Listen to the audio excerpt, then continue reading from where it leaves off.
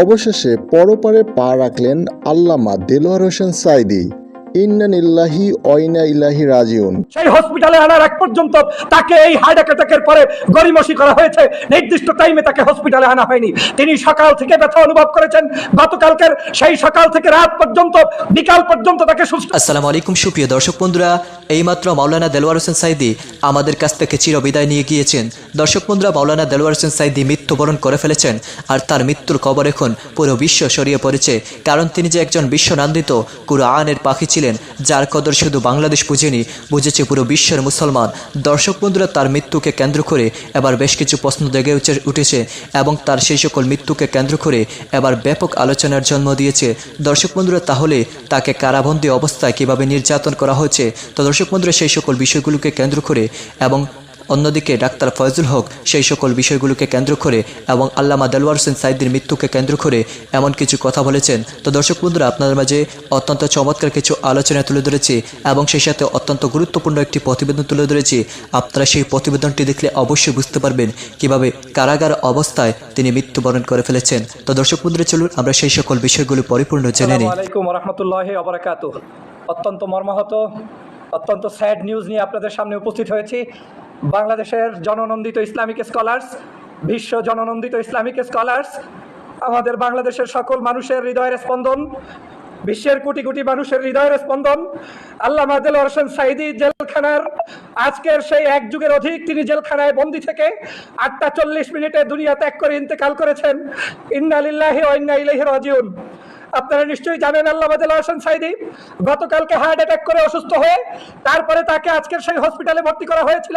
সেখানে কালকের তার হাস্যোজ্জ্বল চেহারা বাংলাদেশের মানুষ দেখেছে। একজন পুলিশের প্রতি তার আচার ব্যবহার মানুষ দেখেছে। একজন মানুষের প্রতি তার সালাম মানুষ দেখেছে। সেই সৎ সাহসী নির্ভীক ইসলামিক স্কলার্স, বিশ্বনন্দিত আলেম দ্বীন আল্লামা দেলোয়ার হোসেন সাঈদী মাত্র এই 8টা 40 ইন্তেকাল করে দুনিয়ার জগৎ ত্যাগ করেছেন। আল্লাহ পাক তাকে জান্নাতের উচ্চ মাকাম দান করুক।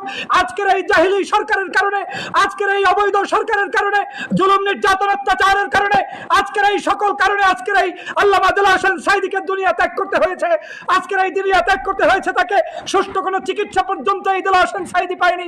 আজকের এই দেলোয়ার হোসেন সাঈদীকে কারারুদ্ধ অবস্থায় রেখে তারপরে তাকে আজকের হত্যা করা হয়েছে পরিকল্পিতভাবে, যেটা আজকের বাংলাদেশ সহ বিশ্বের সমগ্র মানুষ আজকের আমরা এই কারণে আমরা আজকের শোক প্রকাশ করছি, দুঃখ প্রকাশ করছি। বন্ধুরা আমার, আজকের এই আল্লামা দেলোয়ার হোসেন সাঈদী বাংলাদেশের সমগ্র তাফসীর কারকের জনক। আজকের আল্লামা দেলোয়ার হোসেন সাঈদী বিশ্ব মানবতার আজকের বর্তমান সময়ের ইসলাম প্রতিষ্ঠার একজন আলোকবর্তিকা।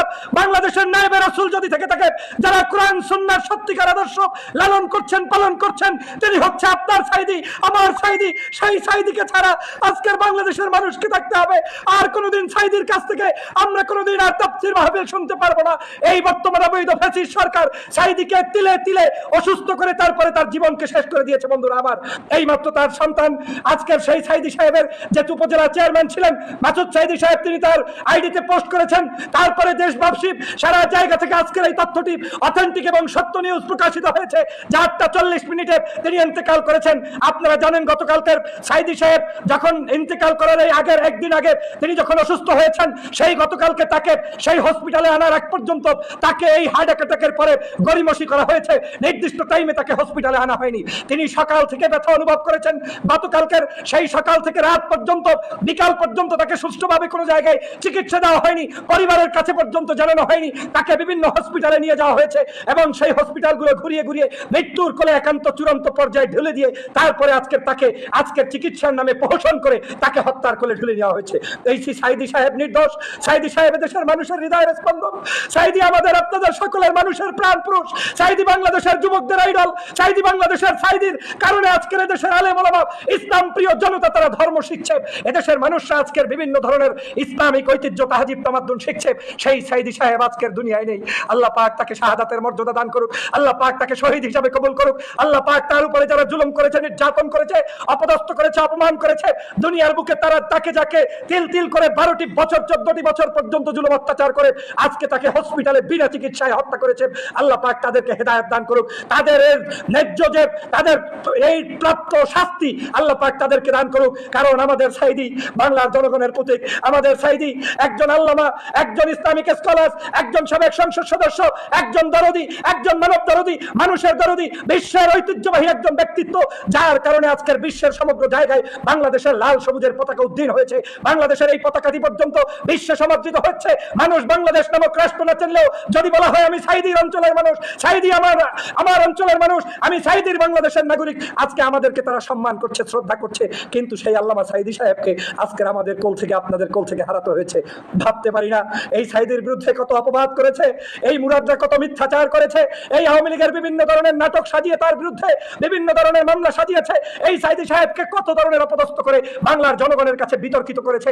কিন্তু সাইদি সাহেব আজকের নিষ্পাপ জেলে থেকে তার জীবনের শেষ শ্বাসটি পর্যন্ত টেনে গিয়েছে।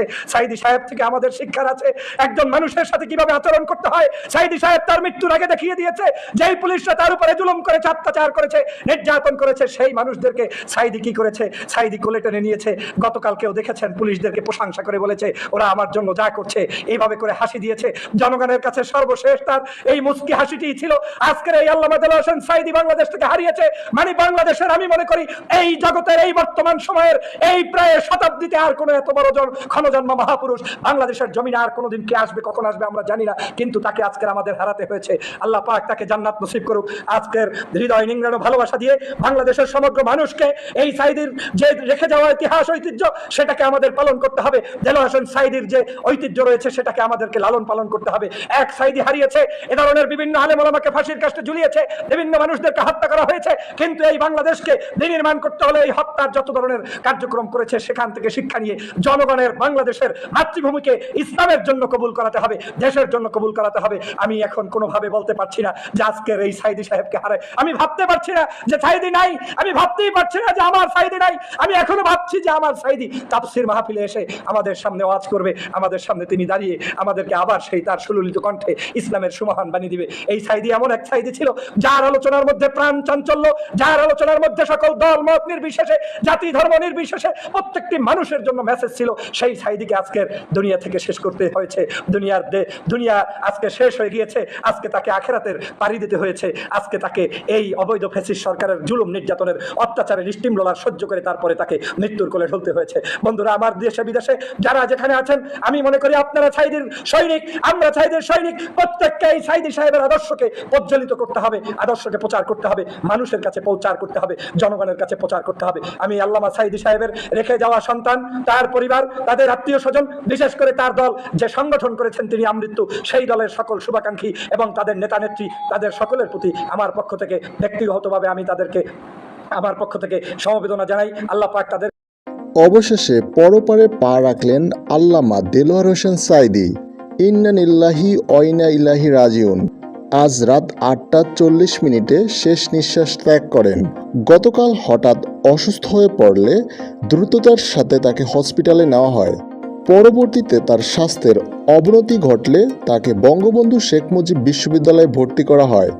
পরে চিকিৎসকের পরামর্শে তাদের হার্টের সমস্যা সম্পর্কে বিস্তারিত তথ্য জানানো হয়। ইতিমধ্যেই তার ছেলে সাংবাদিকদের বলেন, আমার বাবা গুরুতর অসুস্থ, কিন্তু প্রকৃতপক্ষে তাকে চিকিৎসা দেওয়া হচ্ছে না। তার এর আগে হার্টে 6টি রিং পরানো হয়েছে, কিন্তু ডাক্তার তার চিকিৎসা নিয়ে অবহেলা করছে। এদিকে জামায়াত নেতার মৃত্যুতে শোকাহত পুরো বিশ্ব। কারণ কোরআন পাখির কথা যে শুনিনি এমন লোক পাওয়াই বিরল।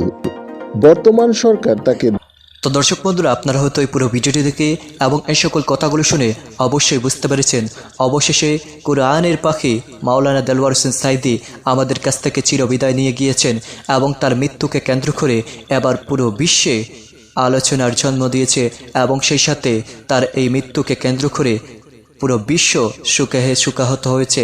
তো দর্শক বন্ধুরা, এবং সেই সাথে ডাক্তার ফয়জুল হকের এই কথাগুলো শুনে এবং সেই সাথে এই সকল তথ্যগুলো জেনে আপনাদের কাছে কেমন হচ্ছে? তাহলে কি কারা নির্যাতনে শেষ পর্যন্ত আল্লামা দেলোয়ার হোসেন সাইদি মৃত্যুবরণ করতে হয়েছে? তো দর্শক বন্ধুরা, আপনারা এই বিষয়টি কিভাবে দেখছেন অবশ্যই কমেন্ট করে জানিয়ে দিবেন। তো দর্শক বন্ধুরা, ভালো থাকুন, সুস্থ থাকুন। আল্লাহ হাফিজ। আসসালামু আলাইকুম ওয়া রাহমাতুল্লাহ।